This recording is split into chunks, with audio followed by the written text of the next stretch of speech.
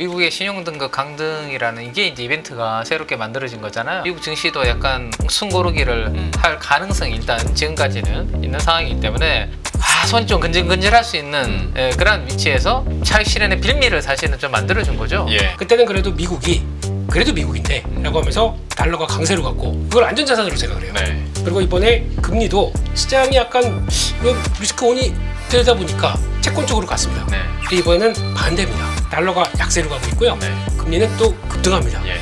제가 보기엔 조금 파장이 오래 갈 수 있다고 봐야 될 것 같습니다. 지금 분위기는 탈 USA입니다. 그런 쪽의 여파가 크게 되면은 자연스럽게 신흥국 쪽으로 이렇게 넘어오는 과정들이 필요한데 그들이 들어올 때 보통 보기에는 그냥 안 삽니다.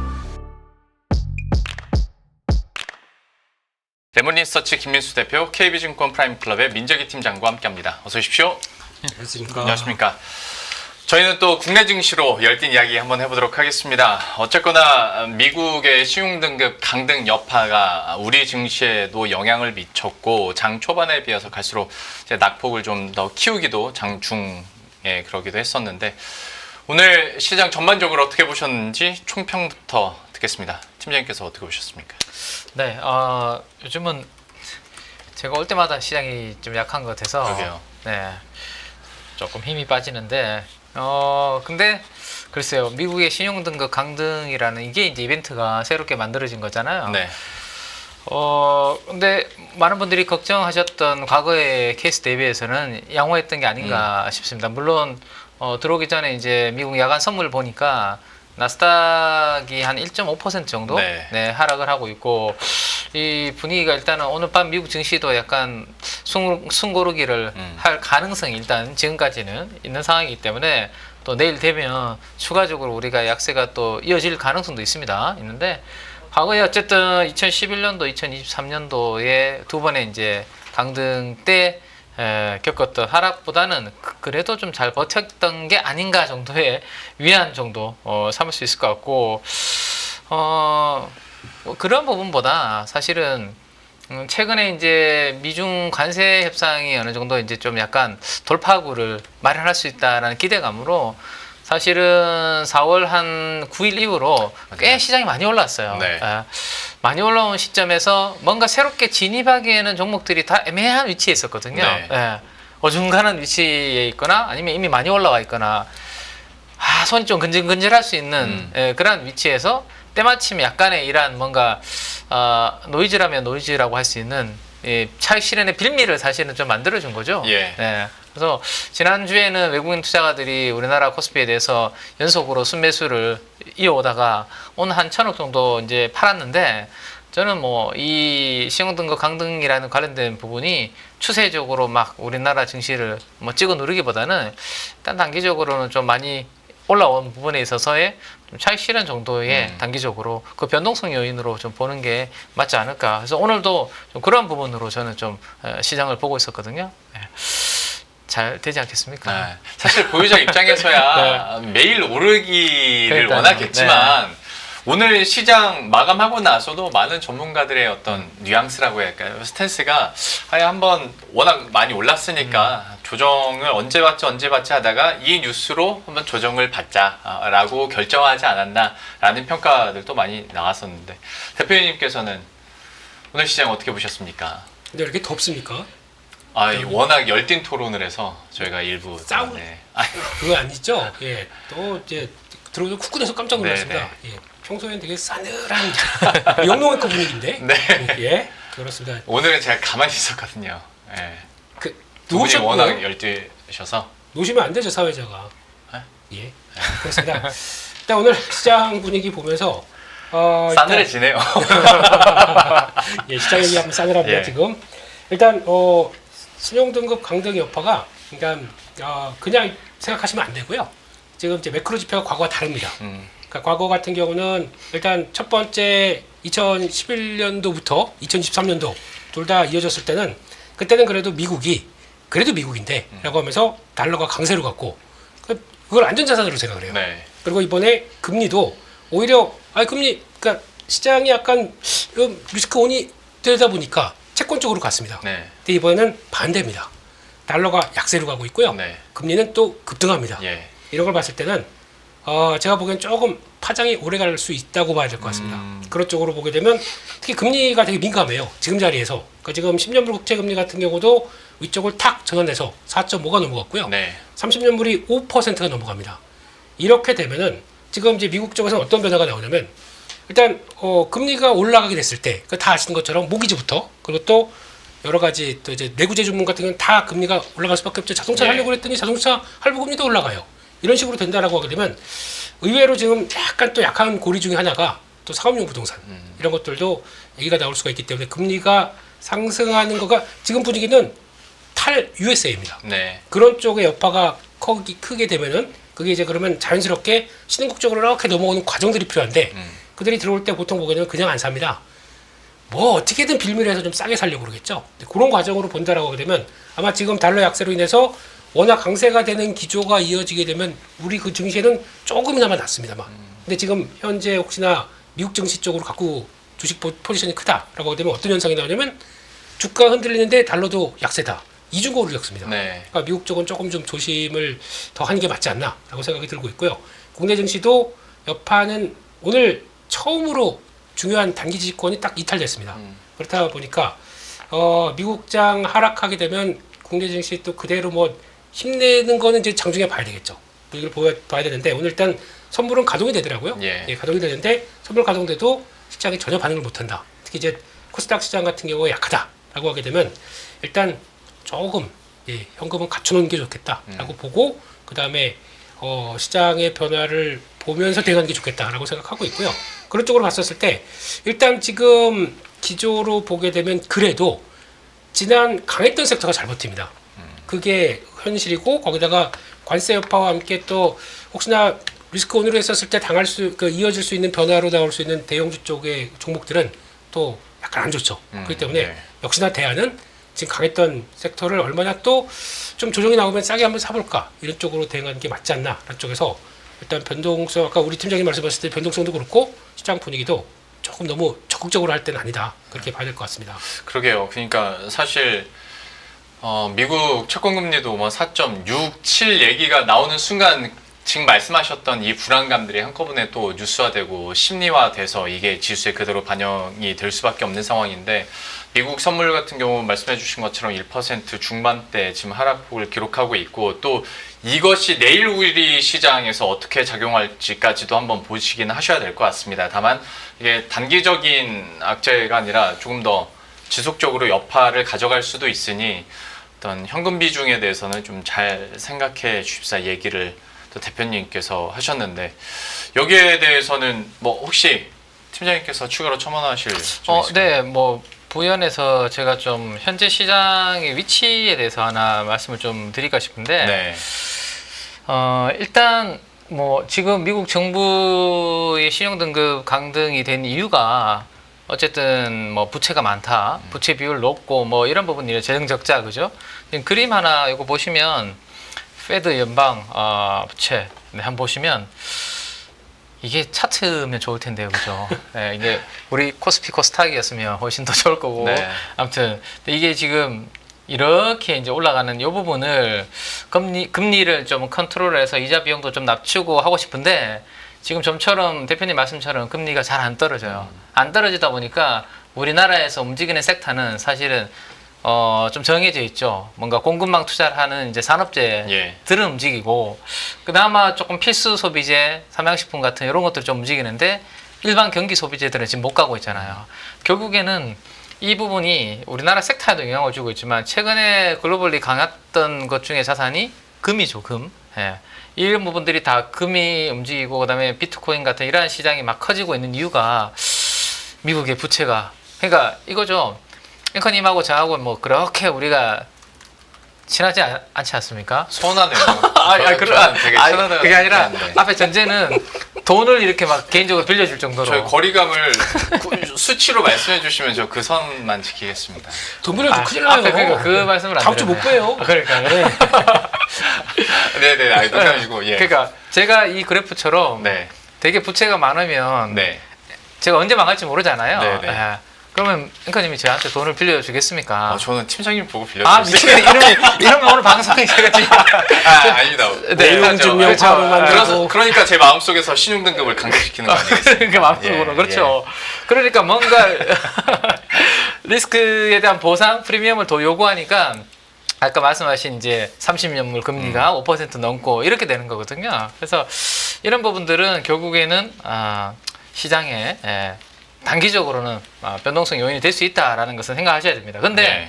저는 저게 아니더라도 최근에 요것들 있잖아요. 우리 투자자들이 이제 심리를 우리가 많이 보지 않습니까? 네. 시장에. 근데 4월 7일 정확하게 4월 7, 8, 9가 저점이었습니다. 그건 우리나라도 그렇고 미국 증시도 그렇고 그때부터 해서 투자자들의 이제 심리는 야 이게 역시 기다리니까 또 이제 장이 올라오네. 왜냐하면 우리가 3월달, 4월달 고생했잖아요. 네. 그리고 우리 투자자들의 미국 투자자들의 심리도 그렇고 한국 투자자들의 심리도 그렇고 상당히 이제 낙관적인 구간을 넘어서서 우리나라 같은 경우는 지금 이게 한화증권에서 만들어 놓은 이제 한국의 공포와 탐욕 지수인데 극단적인 사실은 좀 탐욕 구간까지도 예. 80을 넘어서 들어갔거든요. 보통 이렇게 이제 사이클이 한번 들어가면 현금을 조금 챙겨 놓는 게 왜냐하면 우리가 투심이 아주 안 좋을 때 주식을 좀 사고 투심 매우 좋을 때 좀 팔고 요 네. 사이클대로만 약간 해도 크게 엇박자는 안 나더라고요. 제가 시계열로 이렇게 같이 그려봤을 때 근데 지금 미국도 좀 전에 보셨던 것처럼 그렇고 우리도 약간 이런 구간이고 마지막으로 요게 이제 한참 3, 4월에 시장이 우리가 안 좋을 때 제가 등락 비율이죠. ADR이라는 걸 가지고 여기는 참아야 되고 3월 말 4월 초죠. 왜냐하면 이거는 과매도 구간이니까. 근데 최근에 보시는 것처럼 꽤 과열로 많이 진입을 했었습니다. 그러니까 하락하는 종목수 대비해서 상승하는 종목수가 5월달 들어와서 꽤 많은 구간이었거든요. 근데 지금 보시면 이제 고점에서 또 어느 정도 또 이제 방향성을 밑으로 잡으려고 합니다. 그러면 좀 또 좋은 기회는 요 어디쯤 또 올지 않을지는 모르겠지만 요런 것들도 우리가 국내 이 부분들도 한번 보면서 지금은 아까 이제 미국 신용 강등 관련된 부분들이 어디까지 영향을 미칠지 모르겠지만 요 관련된 지표들만 봐도 충분히 지금은 약간 조금 시장이 쉬었다 갈 수 있는 그런 부분이기 때문에 오히려 최근에 많이 올라서 사기 애매했던 구간에 있는 종목들은 또 좋은 기회가 제가 봤을 때는 올 수도 있거든요. 그래서 그렇게 한번 생각해 보시면 요 조정 구간도 조금 이겨낼 수 있는 그래도 부분이 되지 않을까 생각이 되네요. 말씀해 주신 것처럼 탐욕 구간에 와 있기도 할 뿐더러 참 4월 들어서 많이 올랐죠. 하다 보니 여기에 대해서는 또 어느 정도 비중에 대한 전략을 얘기를 해 주셨는데 섹터도 조금 더 살펴보겠습니다. 반도체인데 반도체 관련해서는 또 모건 스탠리에서 모건 스탠리는 W로 시작하는 뭔가를 되게 좋아하는구나 라는 걸 오늘 생각한 게 윈터에 이어서 이번에는 W 쉐입을 얘기했어요. 결국 박스권일 수밖에 없다라는 것 같은데 관련해서 좀 얘기를 해주시고 반도체 전반에 대해서 또 이걸 어떻게 가져가야 될지 대표님께서 먼저 한번 오늘 띄워주시죠. 네, 이번쯤 돼서 다시 한번 나오는 우리 모건 스탠리. 네. 네. 지난주에 리포트 나왔다고 말씀을 드렸는데 그 자세한 거를 가져오겠다고 했던 날이 이제 오늘이네요. 네, 그래서 보면은 모건 스탠리가 This time is W-shaped. 예, shape. 예, 네, 그렇게 봐야 될 것 같은데 W 차례를 만들겠다 한쪽이고요. 네, 조용하세요. 네. 그런 쪽으로 봤을 때 일단 내용들이 썩 좋지를 못해요. 네, 그런 쪽으로 봐야 될 것 같고, 그러니까 지금 상반기는 재고 확보하고 선매수 들어왔다. 네. 하반기는 수요 보복으로 들어갈 것 같은데 실수요는 여전히 불확실하다라는 쪽으로 바라보고 있고, 가격 동향도 DDR4가 급등했다고 얘기합니다. 왜냐면 DDR4 이제 안 만든대요. 지금 한국 쪽은 중단할 것이다. 그리고 다른 쪽으로 돌릴 것이다. 라고 하다 보니까 가격 올라갔고, 근데 만약에 지금 데이터로 보게 되면 중국 쪽이 자립 속도가 2027년 가게 되면 80%까지 올라갈 걸로 전망하고 있습니다. 예. 네, 그러다 보니까 그런데 DDR4가 왜 급등하느냐? 중국에 대한 품질을 아직까지도 그렇게 크게 생각은 못 하고 있는 겁니다. 네, 그런 쪽에서 자급자족적으로 간다고 하더라도 그들조차도 아직 확신이 안 선다. 그런 쪽으로 보다 보니까 가격이 뛰는 거겠죠. 그런데 일단 3분기 정도 가게 되면 디램이 가격 보합이 되고 4분기부터는 하락 전환할 것이다. 이렇게 모건 스탠리는 또 바라보고 있네요. 예, 찬물의 왕자, 네, 그렇게 보여지고 있고, 그런 쪽에서 HBM 시장까지도 얘기를 했는데 수요가 하향될 것이다 라고 얘기합니다. 올해 하반기가 되면 줄을 것이다 라고 전망을 하네요.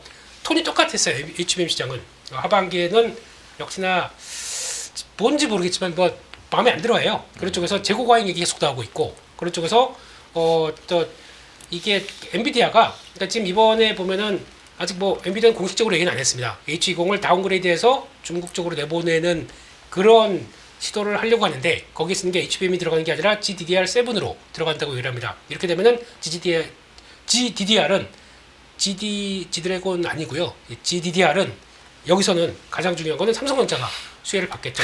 가만히 계시라니까요. 예. 혼자 다 할 겁니다. 그러니까 관여하지 마세요. 예. 그렇게 저는 팀장 민재기 팀장님이 고개 절레절레하는 거 처음 봅니다. 네, 저도 처음 해봤습니다. 방송에서. 혼자 하고 있습니다. 혼자. 예. 네. 그런 쪽으로 갔었을 때 그 HBM3 재고 과잉 얘기는 계속 나오고 있거든요. 근데 그런 쪽에서 그렇게 되면은 만약에 HBM이 재고다 그러면은 하이닉스가 타격을 당연히 받겠죠. 근데 그거 관련돼서는 아직은 수면 위로 안 올라왔는데 작년부터 계속 주장하고 있어요. 모건스탠리가. 그래서 그런 쪽으로 진짜 현실적으로 들어오는지. 그리고 이거 중요합니다. 삼성전자가 만약에 HBM4 수주가 실패하게 되면은 일단 D램으로 이 라인들을 전환할 수밖에 없겠죠. 예. 그러면은 D램 공급은 과잉이 된다. 한쪽도 이거 눈여겨봐야 될 것 같습니다. 그렇게 되면은 오히려 또 가격 하락 요인들이 메모리 시장에 더 올 것이다. 이렇게 얘기를 하고 있네요. 그런 쪽으로 보고 있고 나머지 여기서 보게 되면 서버 D램 쪽에서 중국 수요가 강하다. 이거 좀 올라오고 있는데 이거는 중국의 AI 쪽들이 자체적으로 막 돌아가는 투자하고 끌어내는 기조 요거에 대해서 조금 더 얘기를 하는 것 같은데 그건 또 확인해야 될 것 같고요. 결론적으로 보게 되면은 일단 2분, 그러니까 4분기 이후에는 중국 업체 경쟁 심화로 낸드도 어려울 것이다. 지금은 좀 그나마 약간 돌아섰지만 그렇게 바라보고 있고요. 그래서 전략을 보게 되면 D램은 상반기 강세, 하반기 조정으로 얘기를 합니다. 근데 여기서도 지난번에도 그랬어요. 지난번에도 무슨 약간 좀 턴할 것이다라고 아이스버그 어쩌고저쩌고 그거 나왔을 때도 탑픽이 삼성전자였어요. 근데 삼성전자가 맞아요. 사이클 바닥 뭐 PBR 한 배 미치다. 그래서 업사이드 존재한다라고 하는데 이게 뭐 가만히 있는데 옆으로 그냥 완전히 얼음해 있는데요. 주가 자체도. 그래서 그런 쪽이고 하이닉스는 HBM 선도주자지만 프리미엄이 반영돼 있다. 그런 쪽으로 약간 좀 돌려서 얘기하는 것 같고요. 그래서 아마 HBM 쪽을 그래도 전략적으로 선호한다. 그런 쪽인데 특별히 뭐 관련돼서 HBM에 대해서 뭐 강하게 얘기는 안 했더라고요. 근데 요즘 보니까 마이크론 테크놀로지가 열심히 추격하면서 시장 점유율을 끌어올리고 있다는 쪽에서 약간 경계감도 좀 있는 것 같습니다. 그런 거 보셔야 될 것 같고 결론적으로는 일단 상반기 선매수, 하반기는 수요 공백. 그렇기 때문에 실수요 없이 가격 올랐다. 이쪽에서 봤을 때 4분기부터는 가격 하락 반전되고 이 W 쉐입이 언제 만들어지냐? 요 W자가 이렇게 갔다가 다시 내려와서 다시 만드는 거는 2026년 2분기로 예상한다. 이렇게 나오네요. 그러면 만약에 이 뭐 모건스탠리 입장으로 본다라고 하게 되면 항상 1분기 정도 주가를 앞서는 거 아닙니까? 예. 그러면은 하반기 또 빠졌다가 하반기 때 거의 또 바닥 하반기 좀 약간 뭐 12월 연말쯤 돼서 그리고 또 1월 달쯤 돼서 좀 턴하는 모습들로 나오지 않느냐 주가는요. 그런 쪽으로 얘기를 하는 것 같습니다. 네. 그 모건 스탠리 얘기뿐만이 아니라 사실 오늘 국내 증권사에서도 반도체 특히 메모리 가격에 대한 약간 좀 비관적인 전망들이 리포트로 나오기도 하면서 반도체주들이 전반적으로 좀 힘을 잃기도 했었는데 반도체에 대한 투자 전략은 지금 시점에서 어떻게 가져가야 될지 팀장님께서도 좀 한마디 덧붙여 주시죠. 일단 쌀 때만 철저하게 플레이하는 게 맞는 것 같아요. 쌀 때만 철저히 플레이하는 게 맞다. 그리고 박스권이 맞는 것 같다. 네. 지난주 딱 오늘이었던 것 같은데요. 삼성전자 5% 강세. 네네. 그죠. 12일. 예. 예. 그리고 오늘 원위치거든요. 그래서 이거 올라간다고 따라 할 수 있는 그런 이제 아주 업황이 좋은 그다음에 이익이 막 폭발적으로 증가하는 그런 부분이 아니기 때문에 사실은 이제 박스권을 염두에 두고 철저히 쌀 때 들어가는 전략이 맞는 것 같고 결국에는 제가 계속 고민되는 부분은 조금 전에 이제 모건 스탠리 이야기도 해주셨는데 이게 재고 확보로 인해서 성구매가 아니라 진짜 수요가 계속 이어지려면 엄청나게 앞단에 있는 PC나 우리 스마트폰이라든지 예. 또 데이터 센터향으로 이런 것들이 다 좋게 잘 나가야 되거든요. 근데 지금 AI 데이터 센터 쪽은 그나마 좀 좋은 쪽인데 우리가 이제 PC라든지 스마트폰 관련된 이런 부분들이 지금 잘 안 되다 보니까 그쵸. 이번에 네. 관세 이슈 전에 약간 땡겨서 사놓는 이거 끝나면 또 이제 침체가 올 거다 약간 네. 그런 거잖아요. 이게 안 되려면 다시 우리 앞쪽으로 돌아가서 저는 지난주 월요일에도 제가 말씀드렸던 것 같지만 금리가 지금 4.5 10년물 기준으로 4.5, 4.6인데 여기 있으면 안 되고 더 떨어져줘야 됩니다. 결국엔 더 떨어져줘서 뭐 제가 돈이 없으니까 앵커님한테 이제 돈을 빌릴 거 아닙니까? 그죠? 오늘 그 이야기 자꾸 나오는데 근데 금리가 뚝뚝 떨어져주면 좀 제가 어느 정도 여유가 있으면 굳이 앵커님한테까지 별로 가깝지도 않은데 자꾸 이게 강제로 또 하게 되네요. 이게 설명하다 보니까 굳이 돈 빌릴 필요가 없는 거죠. 가처분 소득이 제가 늘어나서 여유가 있는데 왜 뭐 낯선 분한테 돈을 빌리겠어요, 그죠? 상당히 선을 긋네요. 그러니까 제가 두 가지 느낀데 아, 정말 선 그으시는구나 하나랑 방송에서 이 정도로 얘기할 정도면 제가 진짜 돈을 빌려드렸다는 생각을 좀 하고 있습니다. 그래서 그런 관계가 있기 때문에 그러면 결국에는 금리 떨어지지 않으면 저는 좀 고가의 우리 IT 제품들에 대한 수요가 그렇게 급격하게 올라오지 않을 거라고 그쵸. 생각이 되거든요. 그렇게 되지 않으면 우리 일반적인 또 우리 메모리 사이클이 아주 좋기는 지금은 그쵸. 쉽지 않다. 그러면 지금 금리가 안 떨어지고 있는 분위기 보면 연준의 금리 인하가 한 번 아니고 두 번 아니고 안 될 수도 있는 분위기 하반기 갔을 때 어떻게 될지 모르거든요. 네. 예. 그러면 생각만큼 또 그게 쉽지 않을 수 있어 올 하반기도. 그래서 제가 봤을 때는 IT 중심으로 이 주도하는 반도체 특히 사이클이 오려면 금리를 좀 잘 봐야 될 것 같고 그게 오지 않으면 주도 섹터로서 단기적으로 그들이 뭐 등극하기보다는 아무래도 지금 주도 섹터가 이어지고 다만 낙폭 과대에 따른 뭐 이런 이제 밸류에이션 부분이 있을 것이고 또 하나는 우리 기대하고 있는 것 중에 하나가 이번에 대선 끝나고 나면 정부 주도로 뭔가 시장에 다시 한번 밸류업 관련된 자사주 비중 많은 거 소각시키고 주주 환원 관련된 이런 부분들에 대한 또 오히려 이제 업황이 아니라 그런 쪽으로 어떻게 트레이딩할 수 있는 기회를 또 줄 수 있는 기대감을 지금은 또 가져갈 수밖에 없는 그런 위치 아닌가 싶거든요. 반도체에 대해서는 그래서 지금은 좀 제한적인 의견이 나올 수밖에 없을 것 같은데 설명하다가 잠깐 나온 것이 어떤 뭐 스마트폰이랄지 아니면 PC 쪽으로는 당연히 좀 힘든 게 사실인데 특히 관세 이슈까지 더해서요. AI 관련해서는 계속 좋은 뉴스들이 나오고 뭐 좀 다른 얘기일 수는 있습니다만은 우리 젠슨 황 형님의 기조 연설과 여기에 대한 그 기대감 섞인 AI 시대의 청사진들은 계속 나오고 있습니다. 그래서 또 AI 쪽은 또 분위기가 다릅니다. 관련해서 이거는 대표님께서 한번 또 내용 정리를 한번 해주시죠. 네, 오늘 또 전선왕 선생님께서 열심히 또 컴퓨텍스 관련해서 이제 미리 또 얘기를 하면서 이제 또 그런 거 되게 좋아하시지 않습니까? 또 검은 바탕에 뭐 황색, 그러니까 약간 골드색이에요. 내용들은 그러다 보니까 젠슨 황 골드를 이렇게 쫙 하고 나가는 이런 데이터 딱 보다 보니까 참 그렇다 이렇게 생각이 듭니다. 거기까지만 하겠습니다. 오늘 진짜 가만 두세요. 그냥 혼자게 두세요. 그런 쪽으로 봤었을 때 그러니까 나왔던 내용을 쭉 보시게 되면은 저희가 새롭게 모르는 내용은 없습니다. 모르는 내용은 없는데 약간 이제 빅픽처가 들어가는 것 중에서 제가 느낀 것 중에서 쭉 데이터 나오는 내용 중에서 딱 느끼는 거는 우리가 이제 엔비디아는 결국에는 AI 인프라 회사다 한쪽으로. 그러니까 맨 처음에 출발은 그 GPU로 시작했지만 점점 이제 칩 확대해서 나가는 기조로 보게 되면 우리는 인프라 회사다. 그러니까 왜 우리가 앞으로 5년 뒤의 계획들을 이렇게 청사진을 쫙 보여줄 수 있느냐, 앞으로 미래 계획들을 나올 수 있느냐. 왜냐면 우리는 인프라 회사이기 때문에 가능하다.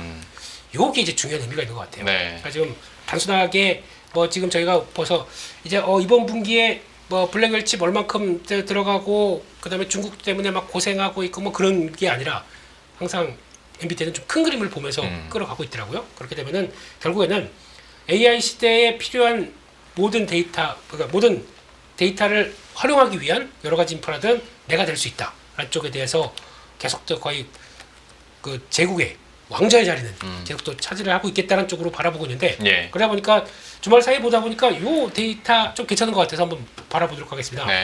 AI 활용을 해서 챗 GPT, 제미나이, 메타 AI 이를 통해서 사람들이 이제 열심히 활용하고 있습니다. 활용하고 있는데 어떤 게 가장 많이 또 이제 활용도가 높아지나라고 봤었을 때 일단 지금 그 데일리가 있고 그리고 일주일에 몇 번 그리고 또 아니면 그보다 더 적게 뭐 한 달에 몇 번 정도까지 이렇게 구분을 해서 써놨는데 우리 앵커님은 이 중에서 챗 GPT 쓰시죠? 네. 그러면 여기 파란색, 베이지색, 하늘색 어디십니까? 지금 현재 그 약간 매일 쓰느냐 아니면 일주일에 몇 번 쓰느냐 아니면 한 달에 몇 번 쓰느냐. 저는 매일 씁니다. 매일 써요. 네. 그렇게 할 일이 유료 많으세요? 결제한 게 아까워서라도 매일 뭐라도 물어보거든요. 보상 심리 때문에. 네. 예. 예. 그런 것 같습니다. 우리 팀장님도 많이 쓰시죠? 네, 저도 예. 매일 씁니다. 네. 요게 그러니까 그냥 단순하게 보게 되면은 6%에서 13%. 그러니까 즉 작년 3월 달부터 5월 달까지 그러니까 약간 10개월이 안 돼. 그러니까 거의 1년 동안이죠. 1년 네. 사이에 나오는 변화가 2배가 늘었습니다. 매일 쓴다는 사람들이. 예. 그만큼 상승률을 보게 되면 그러니까 총 상승률이 30%에서 41%까지 뛰다 보니까 상대적으로 높아지는 거죠. 그렇게 볼 수 있을 것 같고 점점 더 우리 활용에 다가오고 있다. 라는 쪽으로 보고 있고 그러니까 지금 적어도 한 달에 한 번씩 쓴다는 쪽은 ChatGPT는 40% 이상 씁니다. 근데 그것도 뭐 촉발된 게 그거죠. 유료 결제해가지고 지브리 스타일로 바꿔줘. 그거 이제 저희가 좀 재미 보다 보니까 예. 거기서 했던 건 있는데 이게 계속 가는지. 근데 더 놀라운 사실은 제가 보기엔 이거 같습니다. 제미나이.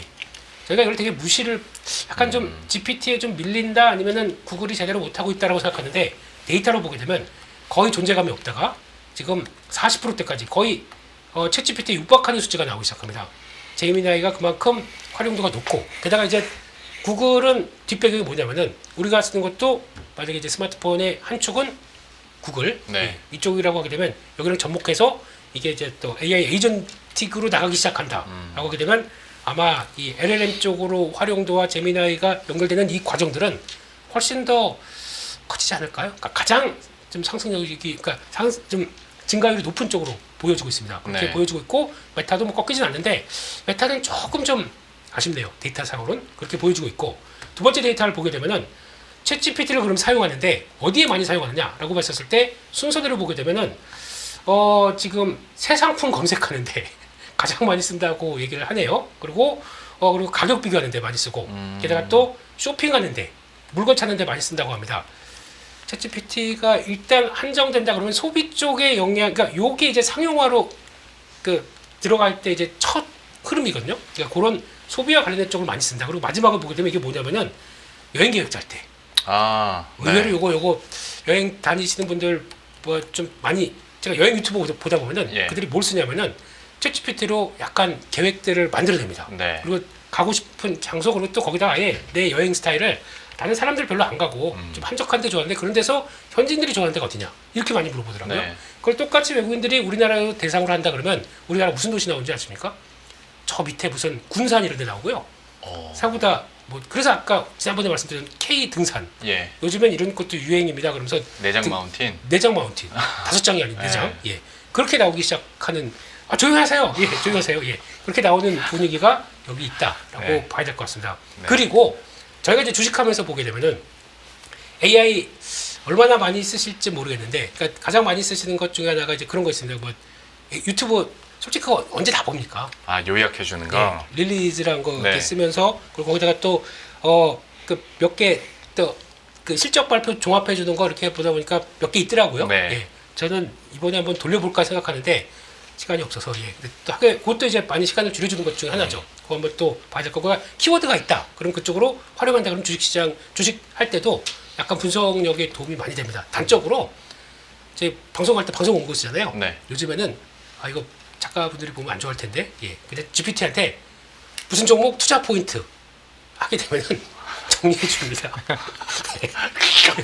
갑자기 왜 고해성사를 하세요? 근데 그걸 가지고 네. 내가 보던 종목이니까 딱 하게 주면 긁어서 두기 딱 좋죠. 근데 그건 네. 내가 얘기를 해야 되겠지만 네, 네, 네. 그런 식으로 압축해 준다.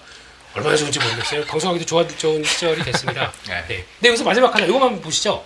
보게 되면은 모든 연령대에서 보게 되면은 가장 이 챗GPT를 많이 사용하는 쪽들이 이제 나오기 시작해요. 나이가 25에서 34세.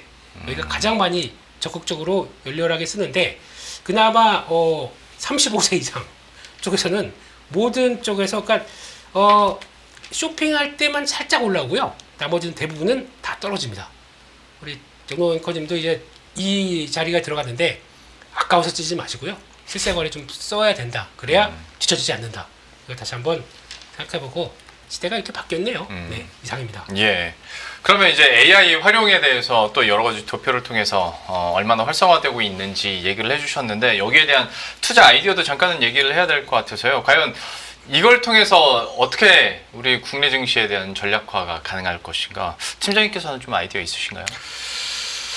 결국에는 저런 소프트웨어가 계속 이제 성능이 좋아지면 캐펙스 투자 최근에 이번에 빅테크들이 발표했지 않습니까? 실적 발표할 네. 때 우리는 이제 혹시라도 AI 캐펙스 투자가 이제 좀 줄어들까봐 걱정을 했었는데 우리 계속 투자할 거다라는 이야기들을 빅테크들이 많이 해줬고 그에 따라서 이제 관련된 기업들 뭐 미국의 엔비디아를 중심으로 빅테크도 올랐지만 우리나라의 이제 전력기기 관련된 종목들이 물론 오늘은 시장 때문에 전체 조정받았지만 최근에 이제 분위기 괜찮았거든요. 왜냐하면 이거 뭐 반도체로 투자하기에는 아까 뭐 말씀해 주신 그러한 이제 뭐 업황에 대해서 호불호가 너무 갈리고 그러면 어쨌든 AI 캐펙스 투자가 이어지고 AI 데이터 센터 계속 투자되면 이 전력 쪽은 어차피 가야 되는 쪽이니까 예. 이쪽에 상대적으로 좀 편한 게 아닌가라고 해서 이제 관련된 기업들 상대적으로 실적 나왔는데 좀 저평가된 기업들 뭐 효성중공업이나 뭐 일진전기나 이런 기업들은 양호하게 움직임 괜찮았고 HD 현대일렉트릭이 사실은 최근에 실적 발표 나오고 북미 쪽의 수주 약간 감소했다는 이유로 3연속 음봉 맞았는데 사실 이번에 그거 회복해서 위로 다 올라왔거든요. 그래서 전력기기 쪽이 그래도 이제 AI 관련된 이런 서비스가 확장이 되고 투자가 계속 이어진다면 그들은 좀 그래도 조정 좀 받을 때 관심을 좀 가져볼 만한 부분이 되지 않을까 뭐 그렇게 한번 생각해 볼 수 있고 또 엔비디아는 어쨌든 계속해서 이제 수요가 좋잖아요. 그죠? 예. 그래서 최근에 이번에 회복될 때 신고가를 갔던 종목들이 그내에도 엔비디아 쪽으로 밸류체인입니다. 뭐 두산이라든지 두산 뭐 전자비지가 사업부가 있죠. 뭐 그런 기업들 그다음에 그 아래쪽에 있는 또 밸류체인들이 그나마 강했거든요. 그래서 혹시라도 이번에 뭐 시중 강등 때문일지 아니면 일부 차익 실현이 나와서 이렇게 조정받을지 모르겠지만 뭐 그런 엔비디아의 밸류체인들 쪽은 가격 조정이 좀 다시 좀 받으면 그 뭐 상승 부담이 조금 완화가 되면 또 한번 또 관심 가져볼 만한 그런 기회가 또 올 수도 있거든요. 그렇게 한번 보시면 되지 않을까 싶습니다. 감사합니다. 사실 AI 관련해서 이야기를 실컷 하다가 국내 증시에 대한 전략 세워달라고 하기에는 저도 사실 좀 민망하고 죄송할 때가 있거든요. 엔비디아를 사야지 국내 뭐 이렇게 끼워 맞추냐 할 수 있는데 또 그 안에서 국내 증시에 대한 전략도 힌트를 주셨고 더불어서 마지막에 엔비디아에 대한 얘기까지 해주셨으니까 참고하시길 바라겠고요. 어제 저희가 뭐 일부에서도 경제 정책에 대한 이야기들 했습니다만은 두 분은 어제 그 대선 후보 TV 토론회 모두 보셨나요? 보셨겠죠, 당연히. 네, 저는 네. 봤습니다. 저 애드립 할 때는 엄청 말 많으시면서 제 것만 챙깁니다. 네. 남의 거 예. 아무튼 뭐 두 분 다 당연히 보셨을 텐데 뭐 안 보셨을 것 같아서 여쭤보는 건 아니고 어제 참 얘기 많이 나왔던 반복적으로 나왔던 것 중에 하나가 어떤 친환경 에너지 관련한 거여서 그거 여쭤보려고 하는데 친환경 에너지와 더불어서 오늘 한국전력 얘기까지 한번 해보도록 하겠습니다. 한국전력은 사실 어떤 후보가 되든지 간에 가격 인상에 대한 호재가 있지 않을까라는 시장의 기대감들이 나오고 있고 이거 덕분에 지난주 금요일도 그렇고 오늘도 강세를 계속 기록하고 있는 상황이고 4월부터 5월 들어서까지 아주 강한 상승 흐름이 이어지고 있는 상황입니다. 여기에 더불어서 이제 어떤 대선 후보들의 경제 정책과 관련해서 친환경 에너지와 관련된 이슈들이 또 계속 부각되고 있는 상황인데 여기에 대한 투자 전략은 좀 어떻게 가져갈 수 있을지 이야기해 보겠습니다. 이것도 팀장님께서 먼저 한번 오늘 띄워주시죠. 일단 제가 어제 이제 토론을 다 끝까지 본 건 아니고요. 네. 저도 봤던 이유 중에 하나가 사실은 이제 방금 말씀하셨던 이제 에너지 정책에 대해서 이게 우리나라 증시의 또 정책과 관련된 수혜주로 연결이 될 수 있는 부분이 있기 때문에 네. 그게 이제 궁금해서 네 분의 후보께서 관련된 부분에 있어서 각각 어떠한 생각들을 가지고 있을까 때문에 이제 봤는데 네. 대부분 뭐 네 분 다 어쨌든 좀 재생에너지 쪽은 긍정적으로 또 이야기를 좀 하시는 분위기였고 또 이제 원전에 대해서 이제 의견을 막 주고받는 네. 그런 뭐 또 시간이 있었는데 원전에 대해서는 좀 약간 이제 그 이재명 후보 쪽에서는 이제 옛날처럼 그렇게 원전을 대규모로 막 대형 원전을 짓는 그런 것보다 좀 SMR 같은 네. 키워드 SMR을 딱 이야기를 또 하시더라고요. 네. 그래서 원전을 안 하겠다라는 거 아니고 과거에는 이제 탈원전이라는 부분도 있었지 않습니까? 근데 그런 부분은 아닌 것 같고 그래도 원전 내에서도 좀 빨리 할 수 있고 상대적으로 좀 안전한 SMR 쪽으로 연구 개발을 좀 해야 되지 않을까. 약간 네. 이런 뉘앙스를 어제 하셨거든요. 친환경 쪽으로 가는 그 과도기의 그렇죠. 질. 네, 예. 그 표현을 딱 쓰셔서 원전 투자자분들이 제일 걱정했던 게 혹시나 이제 그 야당에서 이제 이번에 정권이 혹시라도 교체가 되면 원전은 또 탈원전으로 가지 않을까라는 걱정이 있었는데 사실은 그게 일단은 좀 네. 내려간 게 아닌가라는 생각이 있고 그다음에 이제 신재생 에너지 쪽은 다들 이제 2030년까지 우리나라가 이제 탄소 관련돼서 맞춰야 되는 부분이 있다 보니까 그 부분을 급격히 올리기에는 쉽지 않아요. 비중은 재생 에너지는 왜냐하면 우리가 아까 AI 관련된 뭐 이야기 많이 했잖아요. 투자. 네. 근데 거기에서 필요한 전력들이 엄청나게 많은데 맞아요. 그걸 재생에너지로 충당하기에는 네. 쉽지 않은 네. 그런 구조거든요. 그래서 재생에너지도 같이 가지만 더불어서 지금 다 같이 가야 되는 대신에 화석연료 쪽은 이제 점진적으로 좀 줄여가는 그런 방향이 될 것 같다라는 겁니다. 그러면 이제 오늘도 그 어제 그 토론과 관련해서 뭐 분위기가 오늘 증시에서도 좀 이어졌죠. 네. 뭐 태양광이라든지 풍력이라든지 이런 쪽도 이어졌고 일부 좀 원전 관련주들도 상승세가 좀 이어졌기 때문에 당분간은 우리가 어쨌든 뭐 6월 이후에도 사실은 국내에서 뭔가 재생에너지 쪽에 정책의 바람이 강하게 분다라면 국내 쪽에서 상대적으로 매출 비중이 좀 큰 기업들이 있거든요. 네. 해외 수출보다는 국내 쪽에서 포지션이 좀 큰 회사들은 확실히 뭐 정책 모멘텀을 좀 받을 수 있는 그런 부분들이 될 수 있을 것 같고 이제 한전까지 연결해서 좀 말씀을 좀 드려보면 한전의 가장 약점 중에 하나가 전기요금을 올리지는 못하잖아요. 네. 잘 네. 이제 뭐 우리 서민들의 생활과 연결이 돼 있다 보니까 못하는데 혹시라도 전기요금을 인하를 할까봐 예. 이 어쨌든 한국전력의 매출은 전기요금 곱하기 전력 사용량 네. 이게 이제 매출인데 전기 사용량이 우리가 뭐 급격하게 엄청나게 안 쓰다가 엄청 늘릴 수는 없잖아요. 그렇죠. 때로는 이제 계절적으로 사실은 사용량이 늘어날 때 있습니다. 이제 곧 6월달, 7월달, 8월달은 엄청나게 우리 전기 많이 쓸 때죠. 네. 그게 아니면 사실은 GDP 성장률만큼 조금씩 이제 사용량은 증가하기 때문에 Q가 그렇게 달라질 건 없거든요. 그러면 P가 오르고 내리고에 따라서 사실은 이 한국전력의 매출이 그렇죠. 들쑥날쑥 하는데 혹시나 이 전기요금을 인하할까봐라는 걱정이 좀 있었는데 때마침 이것도 야당 후보께서 전기요금은 인상해야 된다라고 네. 생각을 하고 있다. 대신에 수도권, 서울과 수도권 그리고 지방과는 조금 이제 차이를 줘야 되지 않을까. 예. 네, 이런 이야기를 했거든요. 그러면 가장 크게 걱정했던 리스크가 가장 강력한 모멘텀으로 그렇죠. 바뀔 수 있는 부분으로 생긴 거죠. 그러다 보니까 시장의 분위기하고 다르게 이 무거운 주식이 52주 신고가를 기록하면서 지금 올라가는 네. 그런 분위기가 좀 나타난 거죠. 그리고 가장 또 한국전력의 주가와 어떤 뭐 아이템을 상관관계를 이렇게 그려봤을 때 뭐 높은 것 중에 하나가 이제 에너지 가격들이죠. 예. 이거 외부에서 발전하는 데 있어서 해외에서 대부분 사오잖아요. 네. 그래서 그런 것들이 LNG 관련된 부분들도 하향 조정이 될 가능성이 높고 트럼프 때문에 근데 수입해 오는데 지금 환율은 1,400원 아래로 지금 다행히 떨어지고 있는 그런 환경이고 이러다 보니까 한국전력이 지금 한 3, 4년 동안 돈을 못 벌어 가지고 배당을 거의 못 했거든요. 예. 근데 이번에 이렇게 되고 혹시라도 전기요금을 좀 당장 급하게 하진 않겠지만 어느 정도 시간이 지나서 전기요금을 다시 또 올릴 수 있다라면 돈을 이제 본격적으로 벌 수 있다. 이번 실적도 분위기가 나쁘지 않았거든요. 네. 제가 봤을 때는. 그러면 이제 멈췄던 배당을 하기 시작할 것이고 그러면 2014년도와 2016년도의 사이클이 지금하고 약간 비슷한 사이클이 있습니다. 한국전력은. 그럼 그때 밸류에이션을 몇 배까지 받았냐 하면 PBR로 0.5배 정도까지 한국전력이 받았었거든요. 예. 그러면 이제 PBR 0.5배에다가 원래 주당 순자산 가치를 곱하면 대략적으로 이제 목표 주가가 나오는데 7만 한 3, 4천 원 돼요. 원래 네. BPS가 주당 네, 순자산 네. 가치가. 그러면 이제 절반 정도 하면 한 3만 6, 7천 원 정도 되겠죠. 그래서 오늘 뭐 증권사에서 목표 주가 리포트 나온 게 3만 8천 원 목표 주가 상향 조정 리포트가 나왔거든요. 그럼 얼추 비슷한 가격대가 되는 것 같습니다. 그래서 이러한 이제 모멘텀들로 주가가 단기적으로 지금 좀 올라왔기 때문에 요것 또한 이제 이격 부담이 좀 있는 구간입니다. 그래서 요 사이클 이후에 또 한국전력도 어떤 뭐 뉴스가 나면서 가격 조정 내지는 숨고르기 좀 하지 않을까요?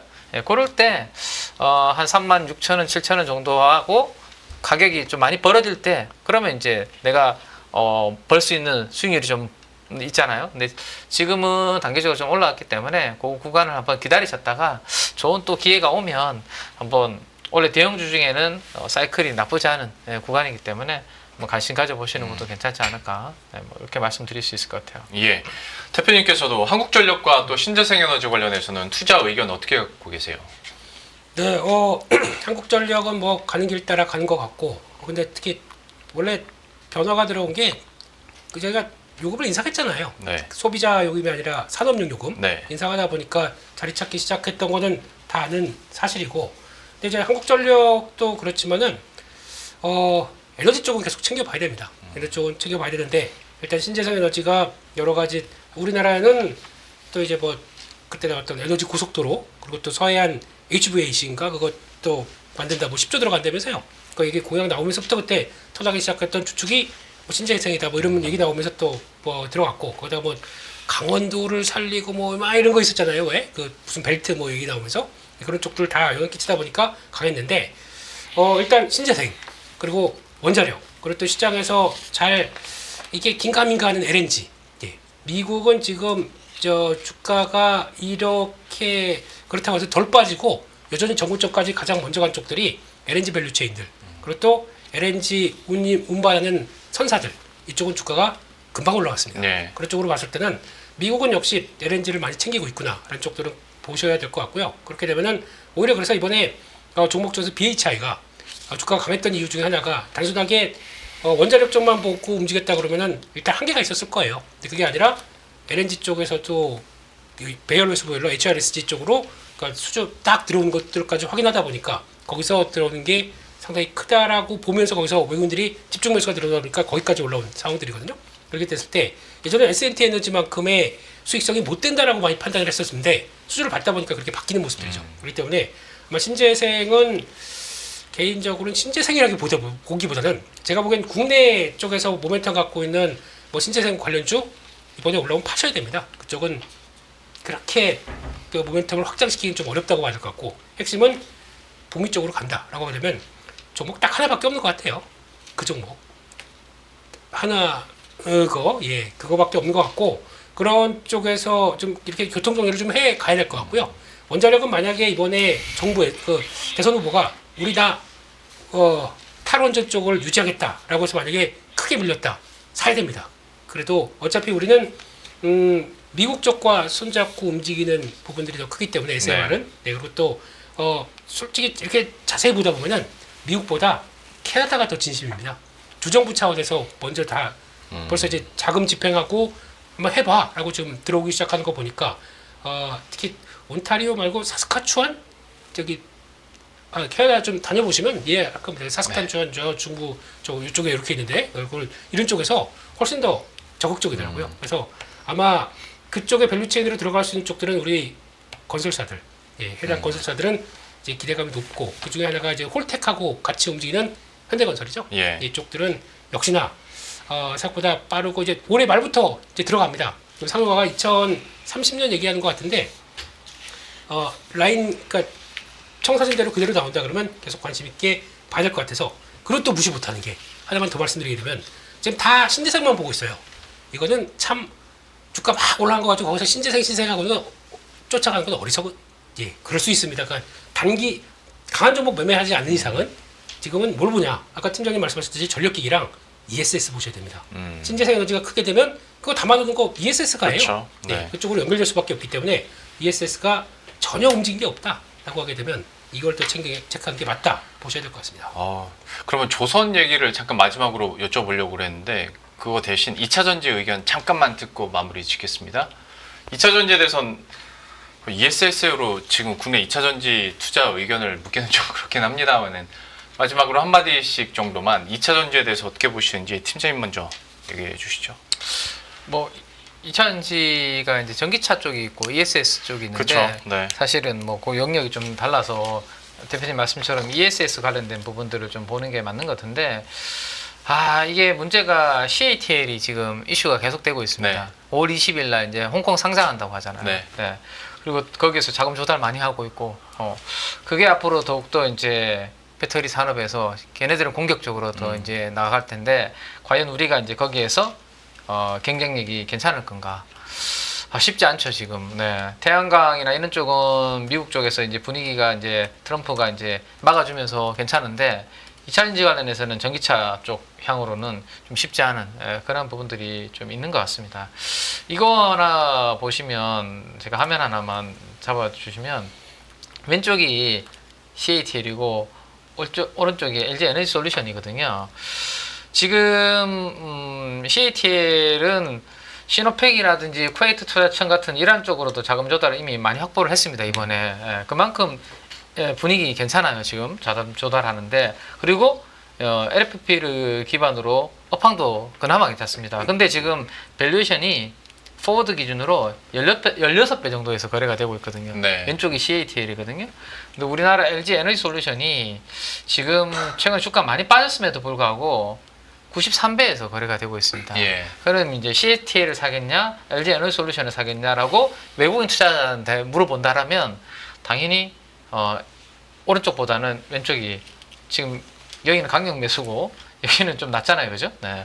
그래서 많이 빠지긴 했지만 참 이게 부담이, CATL과의 이 분위기가 만만치 않은 우리나라의 상황이라서 단기적으로는 이쪽에 차별화된 흐름이 나타나지 않을까 좀 걱정이 좀 되네요.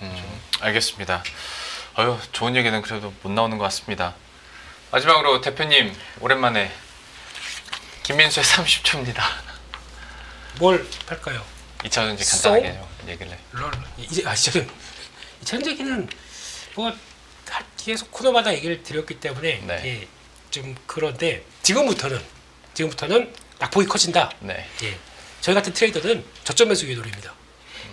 네, 이런 상태 쪽에서, 그러니까 저희가 악재가 나오면서 도출돼서 그걸 가지고 이제 주가가 싸지는 과정이 나오잖아요. 이런 자리 쪽에서는 저점 매수가 낫다. 하지만 그거는 그렇다고 해서 선수의 영역이다.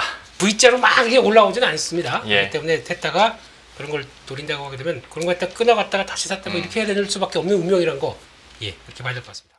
매일 돈을 쓰는데 그 가치는 누가 정할까요? 정답은 슈퍼달러 슈퍼리치에 있습니다. 복잡한 공식은 빼고 투자 타이밍을 잡는 환율의 핵심만 담았습니다. 빠르게 변화하는 금융시장, 그 중심엔 언제나 환율이 있습니다. 오늘부터 환율과 썸 타볼까요?